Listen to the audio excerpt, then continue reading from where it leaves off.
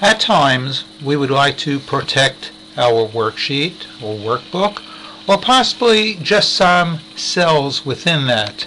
For example, the worksheet we created the last module has in its cells for the east, south, west, and north.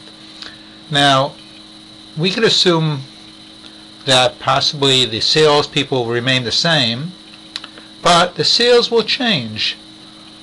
And if we'd like to be able to put in the sale changes, we'd have to make sure the cell is available for us to type in it.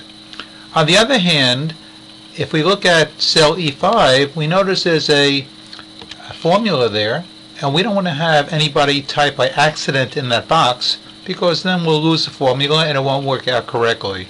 So the idea is we would like to protect everything on our worksheet except the cells C5, C6, C7, and C8. And we will now see that it's a two-step operation in order to accomplish this. The first step is to highlight the cells that we would like to unprotect. And these will be the 4 cells. Once we do that, we will right-click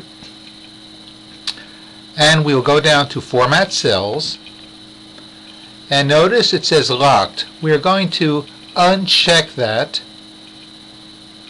and we will now choose a color so that we will recognize that these cells are now unprotected. And we can pick Fill, and let's pick a color that is light orange or maybe a little lighter, and let's click on OK. Now that's the first step. We've now unprotected those cells. What we're going to do now is protect the whole worksheet. In order to do that, we go up to where it says Review.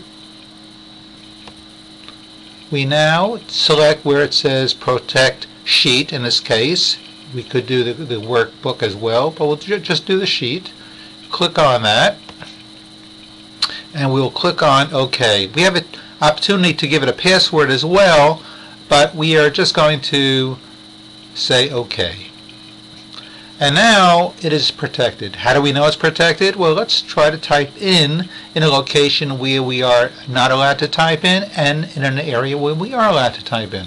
So for example, let's type in cell E4, anything at all, and watch, we get a message that tells us it is now protected. We cannot change that. On the other hand, if we type in one of the light colored cells, let's say in cell C6, and we change it from 1000 to 1800,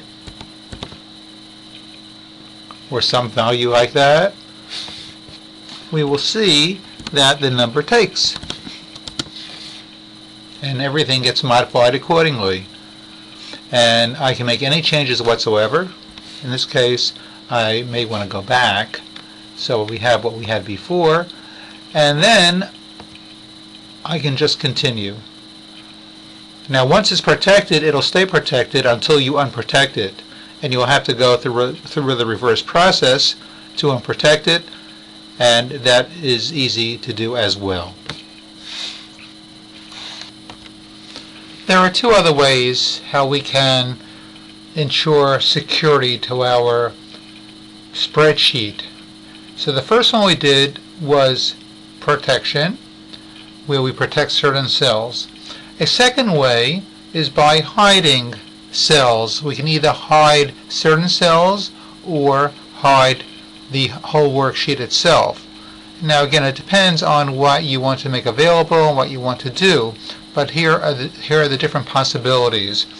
So if we wish to hide a worksheet, all we have to do is take our cursor, bring it down to, in this case, the title of our spreadsheet is sales, right click, and we can click on hide. That's a second way of doing it, and we also can hide selected areas of our spreadsheet. So for example, if I wanted to hide, let's just say column E, I can click on column E, and right click, and I'll also find that I can choose hide, assuming that my spreadsheet is not at this point protected. So I can do it these two ways. And then we have a third way, which is somewhat different, but in a sense this provides the high security, and this is by putting in a password to our spreadsheet. And let's see how this can be done and what are the different possibilities. Now, we're not going to go through all the different possibilities, but I would like to just let you be aware that typically the strongest security is putting in a password, and there are three types of passwords we can put in. Not the actual password, but three types of issuing this security. One is to lock all unauthorized users out of a file completely. A second way is to elect to let them see the files but not to alter them. And there's a third way. Assign both types of passwords so that some users are locked out completely, some get to see but not touch, and some get complete access. So you can see this is pretty involved, and for most of us we really don't have to get into all the different possibilities. So let me just show you one simple way of issuing a password, which is probably sufficient for most people. First, click on the Office button.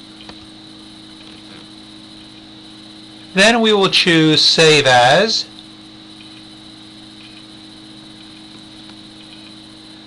And we will then enter, go down to where it says Tools,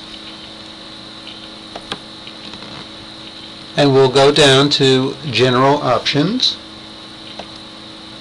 And it then asks us to put in a password. Let's put in the word security. It asks us to put in a password to modify, and we'll put in the same word, security. Click on OK, and we're almost done. The Excel asks us to re-enter the password to proceed. We'll put in the word again, security. And lastly, one more time, the password to modify. Click on OK, and this will then save our workbook. We can say save. Let's call this security.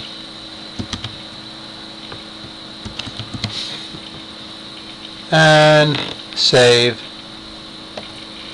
And that's all there is to it. And to bring it back, we would have to then find where our file is located. And let's assume we find it, and we gave it the name security as the file as well.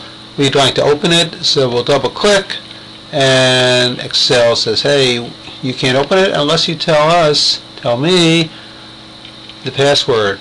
And the password happened to be security. We'll click on OK. And lastly, it says again, tell us